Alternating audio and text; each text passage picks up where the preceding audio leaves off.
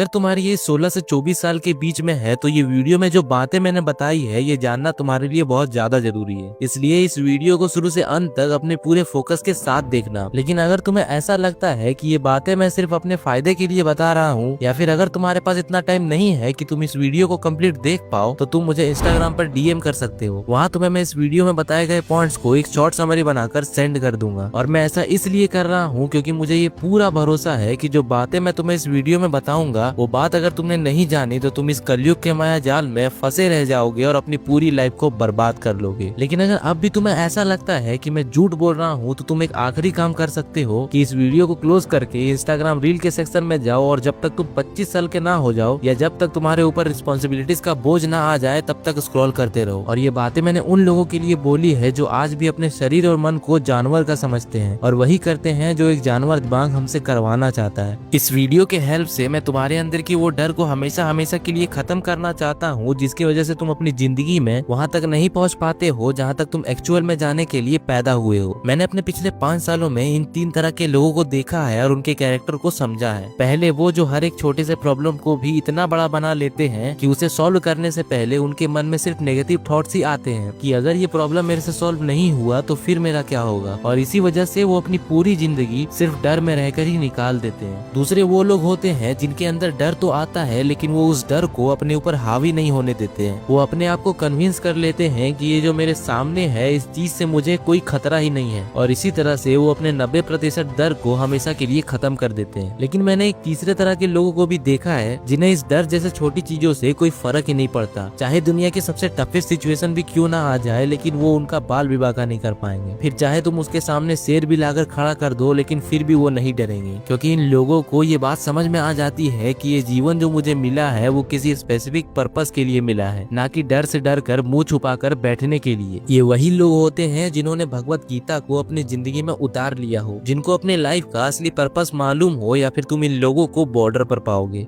मुझे एक इंसिडेंट याद है जब मैंने वीडियोस बनाना स्टार्ट करा था। उस समय में जो भी मुझे ये करते हुए देखते थे वो हमेशा मुझ पर हंसने लगते थे और इसी वजह से मैं उस काम को नहीं कर पाता था। पर फिर मैंने ये नोटिस किया कि ये जो डर मेरे अंदर आ रहा है ये कहीं और से नहीं बल्कि मेरे शरीर से और मेरे दिमाग से ही आ रहा है। और जैसे मैंने अपने पिछले वीडियोस में भी बताया है कि हमारे शरीर को सिर्फ कुछ ही चीजों की जरूरत होती है हमें जिंदा रखने के लिए, जैसे खाना, सोना और भोगना। और इसी वजह से जब वो हमें कोई ऐसे सिचुएशन में पाता है जहां उसे खतरा महसूस होता है तो उसे डर लगने लगता है और इसीलिए वो हमें उस काम को करने से रोकने लगता है। तो अब हमें ये तो समझ में आ गया है कि हमारे अंदर ये डर कहीं और से नहीं बल्कि हमारे शरीर से और हमारे मन से ही आता है। तो अब बढ़ते हैं इसके सॉल्यूशन की तरफ। पॉइंट नंबर 2, देखो जब भी हम अपने आप को किसी ऐसे सिचुएशन में पाते हैं जहाँ हमें डर लगने लगता है तो उस समय हमारा मन हमें 2 रास्ते देता है, फाइट और फ्लाइट। मतलब या तो इस सिचुएशन से लड़ लो या फिर इस सिचुएशन से भाग लो। अब क्योंकि ये डर हमारे शरीर से ही आ रहा है तो हमारा शरीर हमें दूसरे ऑप्शन को चूज करने के लिए मजबूर करने लगता है और फिर हम उस सिचुएशन से लड़ने की जगह उस सिचुएशन से भागने लगते हैं, क्योंकि हमारे शरीर को ऐसा लगता है कि अगर मैं इस डर से फाइट करूंगा तो मुझे नुकसान हो सकता है। और कहीं ना कहीं हमारी सोसाइटी ने भी हमें यही बता कर रखा है कि जब भी तुम कोई रिस्की सिचुएशन में हो तो तुम्हें वो रिस्क नहीं लेना चाहिए, तुम्हें सेफ पाथ पर ही चलना चाहिए। अब क्योंकि हमारा शरीर अपने आप को बचाना चाहता है और हमारे सोसाइटी के कहने पर हमारे दिमाग में ये बात और भी ज्यादा पक्की हो जाती है कि जब भी मैं कोई रिस्की सिचुएशन में या कोई ऐसे सिचुएशन में रहूं तो मुझे उस सिचुएशन से निकल लेना चाहिए। लेकिन अब हम ऐसा बिल्कुल भी नहीं करेंगे, क्योंकि अब हमें जब भी डर लगेगा तो अगले 5 मिनट के लिए हम अपनी दोनों आंखें बंद करेंगे और अपने ही अंदर ये देखेंगे कि ये डर मुझे जो लग रहा है ये आखिर आ कहां से रहा है, और अगर मैंने इस डर से लड़कर इसको हरा दिया तो मैं अपनी जर्नी में बहुत आगे निकल जाऊंगा या नहीं। पर जैसा कि मैंने तुम्हें बताया है कि इस काम को करना इतना आसान नहीं। तुम्हें इस शक्ति को अपने अंदर लाने के लिए अपने धर्म के अकॉर्डिंग एक धार्मिक बुक पढ़नी होगी, और मेरा फेवरेट तो भगवत गीता है, क्योंकि इस किताब में श्री कृष्ण ने अर्जुन को ऐसे चीजें समझाई है जो धरती पे हर एक इंसान को जानना चाहिए, और वही बातें कहीं ना कहीं दूसरे धर्म के धार्मिक किताबों में भी लिखी गई है। मेरा सीधा सीधा कहने का मतलब ये है कि आज के जनरेशन में अगर तुम्हें वो ऊर्जा महसूस करनी है जिस ऊर्जा के कारण भगत सिंह ने तुम्हारी उम्र में फांसी को चूमकर गले लगा लिया था, जिस ऊर्जा के कारण छत्रपति संभाजी महाराज ने शेर के मुंह फाड़ के उसके दांत गिन लिए थे, और जिस ऊर्जा के कारण अर्जुन ने श्री कृष्ण के साथ मिलकर महाभारत को जीत लिया था,